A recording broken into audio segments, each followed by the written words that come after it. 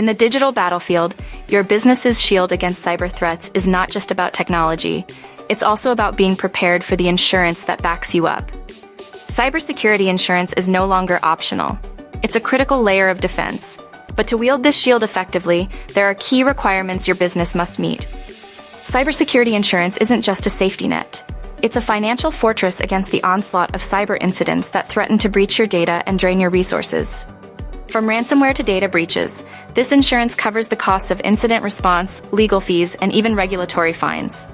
But securing this coverage means your business must align with stringent standards set by insurers in the United States. To stand firm against cyber threats, evaluating your cybersecurity measures is non-negotiable.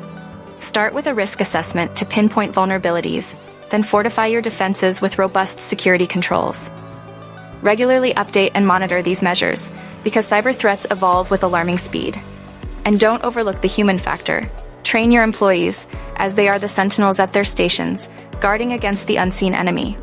By meeting these requirements, your business doesn't just prepare for the worst, it becomes a bastion of digital resilience.